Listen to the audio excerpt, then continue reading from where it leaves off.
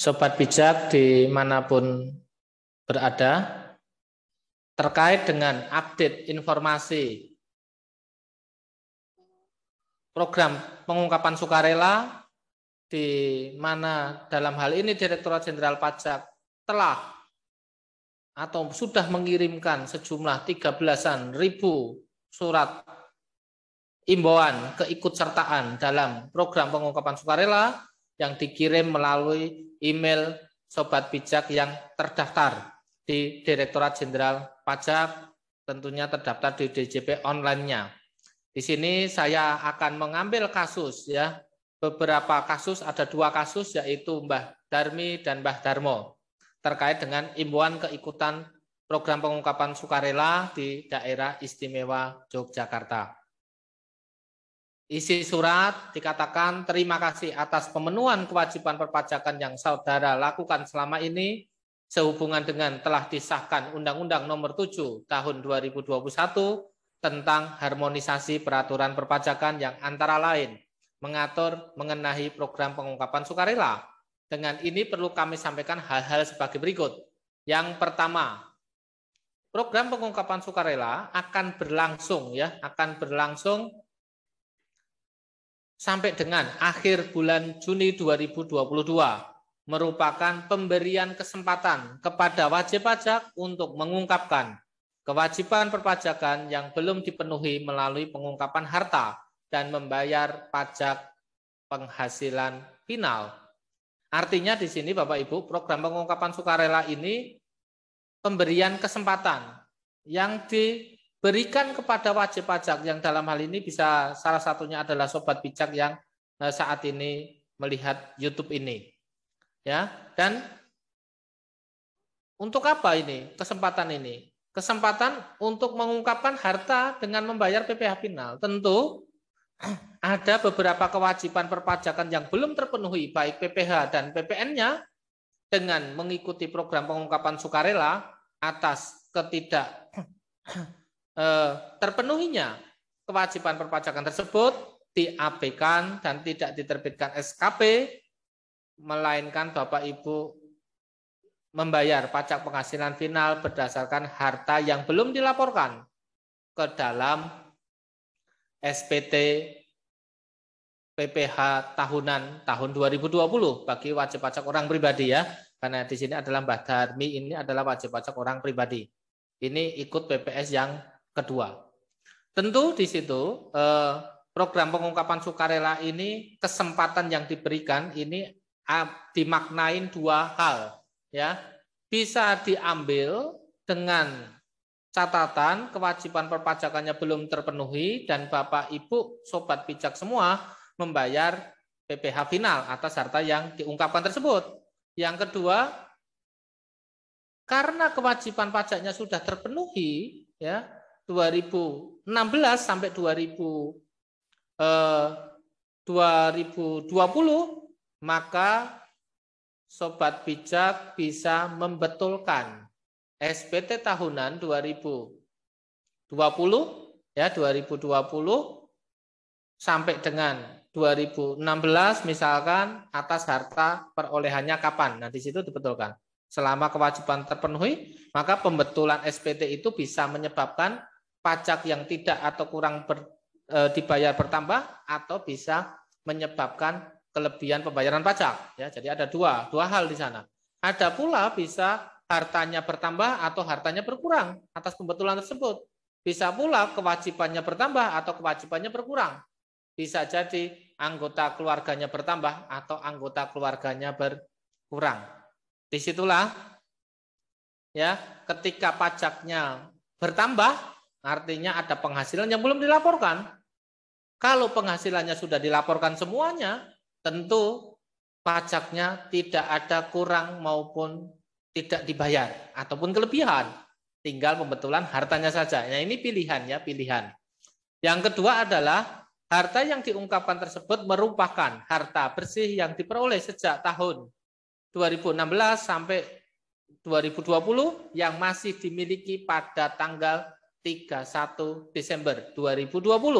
Artinya ketika harta tersebut sudah Sobat Bijak jual, ya ini bukan basic daripada harta yang dimaksud dalam program pengungkapan sukarela. Berarti tidak ada kewajiban kita untuk mengungkapkan harta tersebut ya, karena sudah dijual. Yang ketiga, salah satu manfaat mengikuti program pengungkapan sukarela adalah wajib pajak tidak dilakukan pemeriksaan tahun 2016 sampai 2020 kecuali apabila terdapat harta yang belum diungkapkan. Artinya yang pemeriksaan ini mendasarkan kepada basic harta, ya, bukan basic penghasilan atau cara memperoleh penghasilannya dari mana dan PPh-PPN-nya berapa, bukan itu, melainkan harta yang belum diungkap berapa. Artinya di sini di surat email dari Direktorat Jenderal Pajak ini dikatakan wajib pajak tidak dilakukan pemeriksaan dari tahun pajak 2016 sampai 2020. Sedangkan di Undang-Undang HPP tidak ada kata-kata tidak dilakukan pemeriksaan, melainkan tidak diterbitkan ketetapan. Ya, tidak diterbitkan ketetapan baik PPh maupun PPN tahun pajak 2016 sampai 2020 bagi peserta PPS. Nah, di sini sedikit tidak konsisten antara undang-undang dengan email, ya. Mudah-mudahan apa yang disampaikan di surat ini memang wajib pajak tidak dilakukan pemeriksaan yang ikut PPS, ya. Andai kata dilakukan pemeriksaan, basicnya dari harta, bukan dari penghasilan, ya, seperti itu. Sesuai Undang-Undang HPP, ya.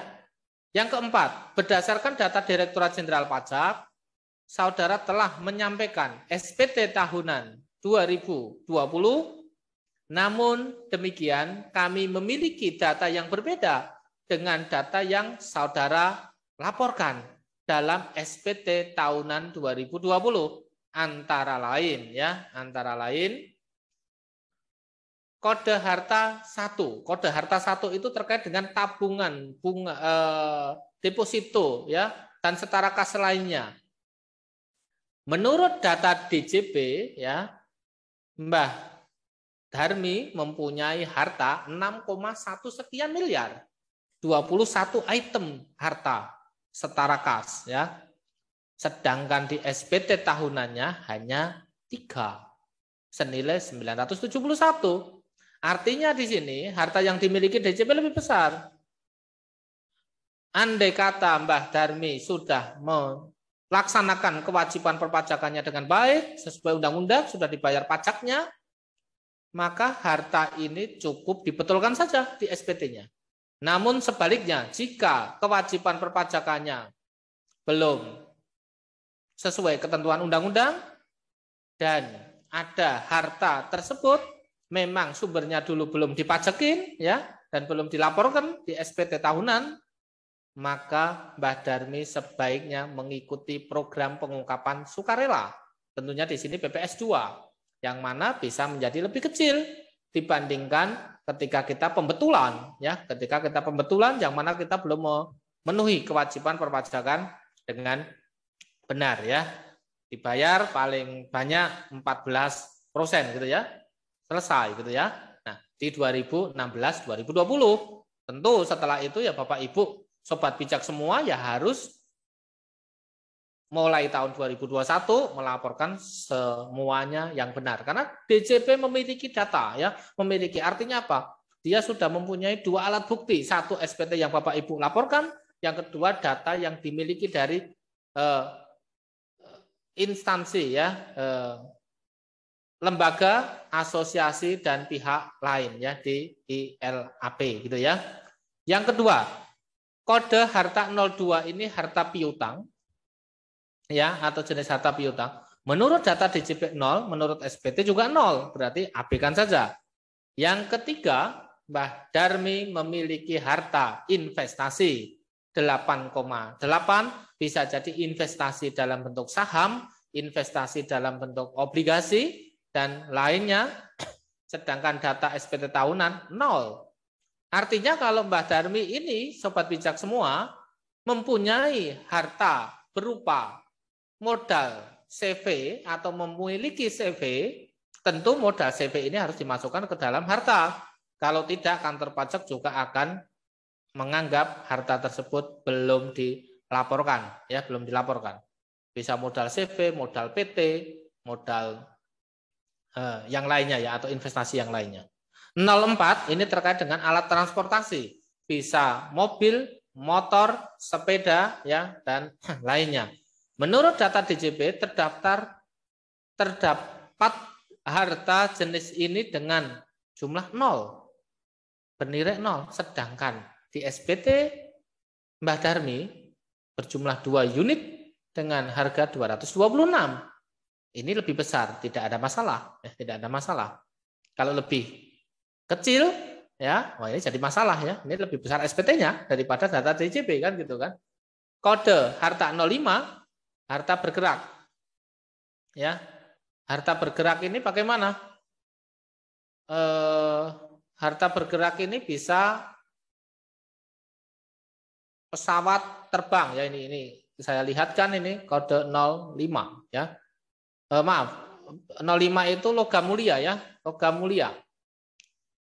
Batu mulia, barang seni, ya pesawat terbang masuk ya, pesawat terbang, helikopter, kapal pesiar, peralatan elektronik lainnya ya, dan harta bergerak lainnya. Nah, maka di 05 ini di data DJP tidak ada, data SPT tahunan wajib pajak juga nggak ada. 06 adalah jenis harta tidak bergerak tanah, rumah, tanah pertanian, atau untuk usaha, atau untuk gudang, dan sebagainya, gitu ya, dan sejenisnya.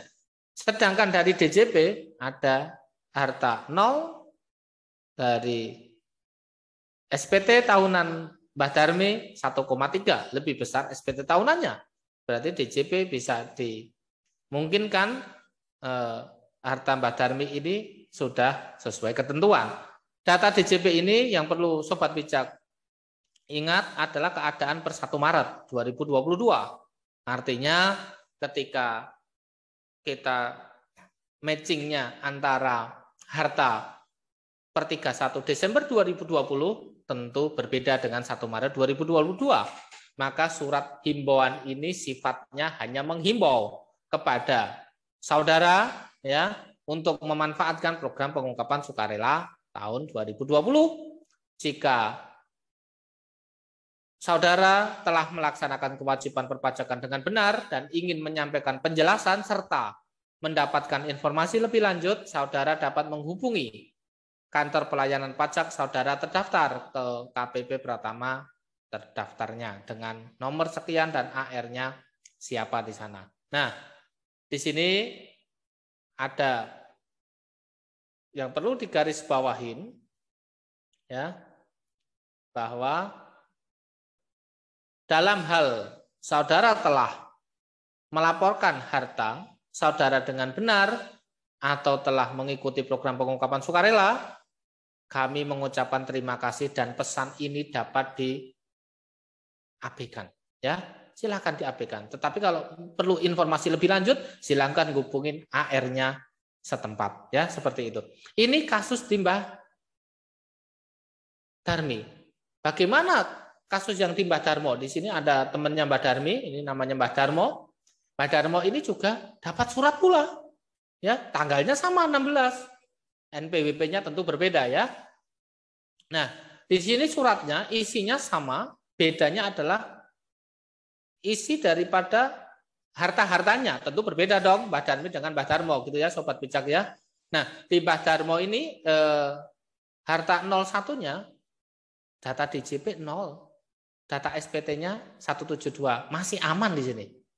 Ya, yang pertama. Yang kedua, harta jenis piutang 0, DJP juga 0. Harta yang ketiga di DJP 2,3, 63, di SPT 2,8. Lebih banyak SPT-nya 500 juta ya. Bisa jadi dimungkinkan ada investasi 500 juta di sana. Nah, harta 04 di 04 itu alat transportasi ya, kendaraan ya. Di DJP Direktorat Jenderal Pajak ada 544 sekian juta ya, di SPT 150. Ada dugaan 400 sekian juta belum dilaporkan. Apakah itu selalu salah? Belum tentu juga. Bisa jadi ya data si wajib pajak memang alat transportasi tersebut sudah dijual. Ya, tetapi data DJP masih ada karena dia pakai pihak lain, masih memberikan lembaga, masih memberikan harta, itu belum dijual karena belum dibalik nama ya mobil tersebut, sangat mungkin. Maka di sini yang dinamakan ya income sama dengan konsumsi plus aset. Artinya ketika harta ini lebih besar yang dimiliki DJP, lihat dulu benar atau tidak. Andai kata ini benar, dilihat kan asetnya kan berarti bertambah. Si wajib pajak hanya melaporkan 150 padahal 544. Income-nya sudah cukup belum? Sudah cukup, silahkan dibetulkan. Enggak cukup Pak, ikut PPS. Mungkin lebih menguntungkan. Tetapi perlu dikaji lebih lanjut ya, apakah menguntungkan beneran atau tidak. Ya, di sini juga ada nih si harta 05 ini tidak ada ya DJP dan ini 06 di Direktorat Jenderal Pajak 402. Sedangkan di SPT 3,1 berarti kan lebih besar ya. Kalau lebih besar nggak ada masalah karena basic pengungkapan hartanya belum diungkap ya, berarti lebih kecil kayak kasusnya Mbak Darmi tadi. Ketika Mbak Darmi tadi yang kas dan setara kas ini kerasa banget ini ya, karena tabungan deposito kantor pajak otomatis tahu. Nah kalau kita tarik income sama dengan konsumsi plus aset, ada sekitar 5 miliar ya, ada sekitar berapa? 5 miliar sekian ya, 5 miliar sekian atau 4 miliar sekian yang belum dipajakin. Nah di situ 5 miliar sekiannya ini perlu diperhatikan betul ya, apakah nanti sudah disampaikan kewajiban perpajakannya benar atau belum. Nah, begitu ya. Ini tanggapan daripada Mbah Darmo atau Mbah Darmi yang Sobat Bijak bisa untuk sebagai pedoman atau second opinion daripada jawaban kita nanti ketika disuratin kantor pajak, kita akan menjawab atau mengabaikan surat tersebut ya. Tentu semua ada konsekuensinya ya, ada konsekuensinya. Kalau menurut saya sebaiknya tetap dijawab karena disuratin kita wajib menjawab dengan ditujukan ke KPP Pratama terdaftar kita ya, nanti bisa lewat jasa kurir ya ataupun disampaikan langsung ya di petugas loketnya di sana. Nah, begitu ya Sobat Bijak di seluruh Indonesia, semoga apa yang saya paparkan ini bermanfaat ya, bahwa PPS ini adalah suatu kesempatan yang diberikan oleh Direktorat Jenderal Pajak. Dengan ini tidak henti-hentinya Direktorat Jenderal Pajak menghimbau dan memanfaatkan pemberian kesempatan tersebut sebelum berakhir. Terima kasih atas perhatian, jangan lupa subscribe and like ya di channel YouTube Bijak Karya Mitra. Terima kasih.